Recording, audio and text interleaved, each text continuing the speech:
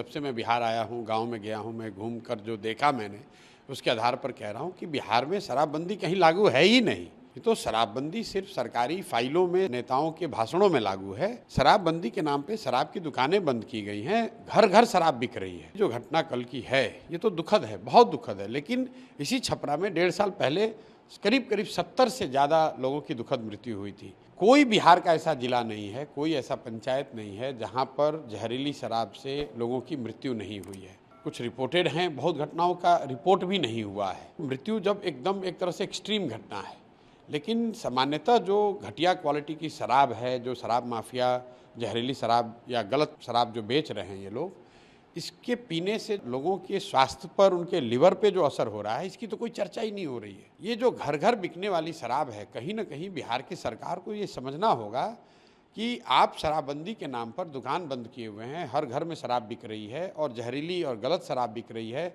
10 रुपये की शराब 100 रुपये में बिक रहा है। और ये सारा कुछ का फ़ायदा किसको हो रहा है?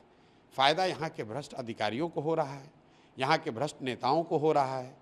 और जो बहुत बड़े पैमाने पर शराब माफिया है यहाँ पर, जो इस शराब के धंधे से 15 से 20 हज़ार करोड़ रुपया कमा रहा है, ये लोगों की मिली भगत है, जिन्होंने एक ये भौकाल खड़ा किया हुआ है कि शराबबंदी पब्लिक चाहती है, अगर शराबबंदी के खिलाफ बोलिएगा तो वोट नहीं मिलेगा। इसीलिए जनसुराज में हम पहले दिन से कह रहे हैं कि भाई वोट मिले या ना मिले, शराबबंदी का निर्णय बिहार के पक्ष में नहीं है, बिहार की जनता के पक्ष में नहीं है। इससे पहली बात कि कहीं शराबबंदी है नहीं, घर घर में शराब बिक रही है और इस तरह की स्पूरियस लिकर से, जहरीली शराब के पीने से लोगों की मृत्यु हो रही है, उनके स्वास्थ्य को हानि हो रही है। सरकार का बिहार जैसे गरीब राज्य का हर साल 15 से 20 हज़ार करोड़ का नुकसान हो रहा है और ये पैसा अधिकारी, नेता और शराब माफिया लूट रहे हैं। और इतनी दुखद मृत्यु के बाद सरकार की ओर से, सरकार के मुखिया नीतीश कुमार वहाँ जाएंगे तक नहीं। पिछली बार करीब 70 लोगों की मृत्यु जब छपरा में हुई इसी जिले में, तो सरकार की ओर से कोई गया भी नहीं।